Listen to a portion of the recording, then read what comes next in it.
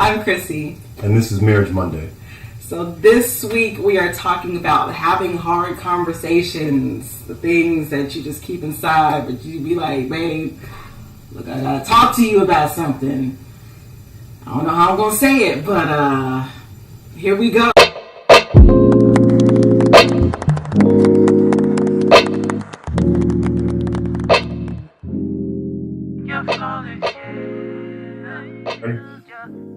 So, again, having the hard conversations. And we've had several over the years.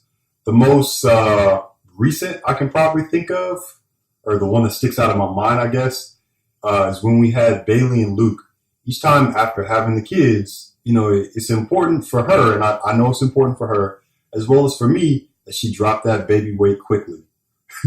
My Uncle Vernon actually talked to her on the phone one time, and he said, after you have that baby, you need to get back in that gym and you need to lose that weight. Because if you don't, he not going to like you and you not going to like you. He got on the phone with me. He said, congratulations. It was right after we had Bailey. It was our first kid. Yeah. We're new parents. I'm over here. I'm all emotional. His hormones is raging. And he said so clear to me, look, you need to lose the weight.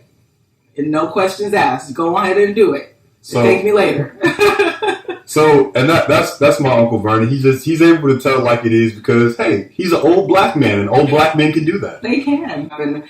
So, with that situation, he was very kind. Usually, Philip was just like, "Nah, you need to get that taken care of and take care of it right now." But he understood where I was at that time, so he took me out and he worked out with me. You have to you can't just say, here's the problem and have no solution. I forgot about that. Yeah, he took me out and we worked out in the park and he was encouraging me. He was my personal trainer. He tried to kill me, but I mean, we got out there and he was part of the solution. So I thank you for that. I mean, we fell off, but you know.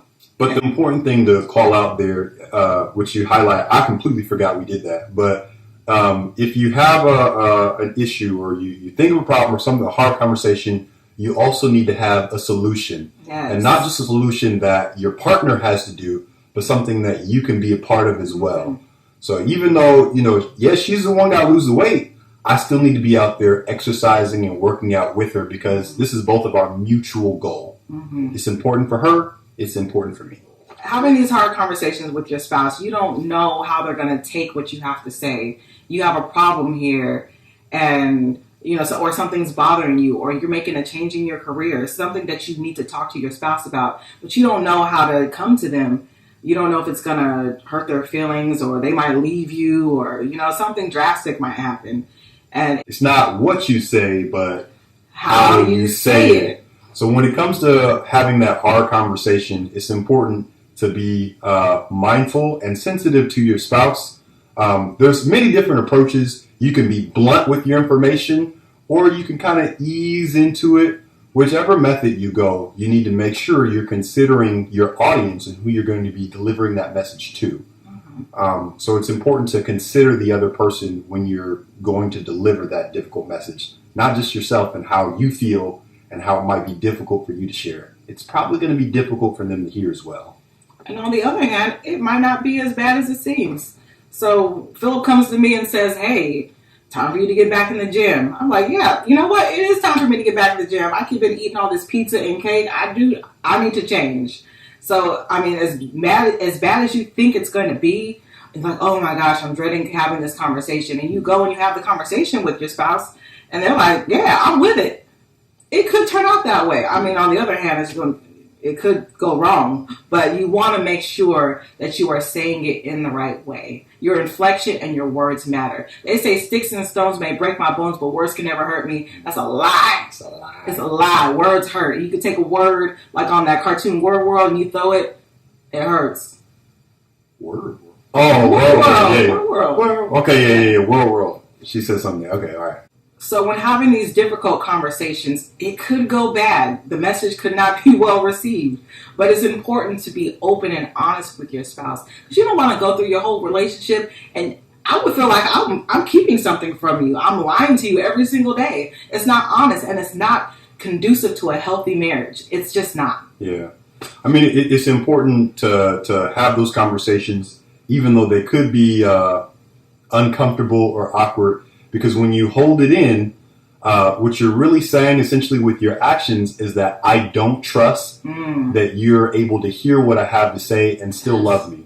Or I don't trust our relationship isn't strong enough in order to take this criticism. And the truth is, if you're coming from the right place and you're being gentle and you're coming with a solution and you're willing to be a part of that solution, then the relationship should be made stronger because of the information that you have to share. The difficult conversation will make you closer together, I guess. It'll make you stronger. But it's important to have that conversation because otherwise you're essentially conceding the fact that your relationship is not strong enough to handle your own opinion. You preaching over here, bro. Just remember, you cannot love without trust, and you cannot trust without love. They don't go together. Like you can't have one without the other. There you go. So our last tip when it comes to having these difficult conversations is set aside time and have a place when you're going to have this conversation. I cannot stress to you enough, and I think I've said this before, but it's important to consider where you're going to have these conversations, because having it in the car ride home in front of the kids may not be the best place. Witness. Having an argument or a serious debate in an elevator does not typically go well. It doesn't. Look, anywhere where there's close quarters, probably not a good idea, you know. At the same time, you don't want to be out in public on the street or in a public park shouting how you feel.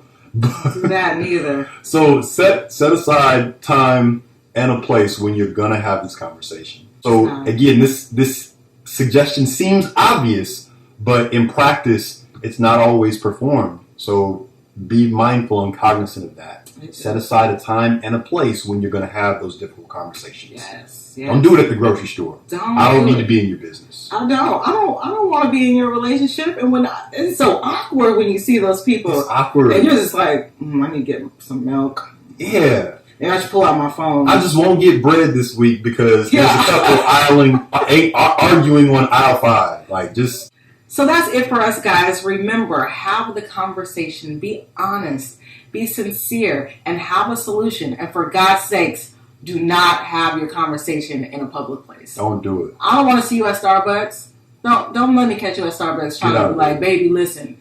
Don't do it. Until next time, I'm Philip. I'm Chrissy. Don't forget to subscribe to our channel on YouTube, TheTowles.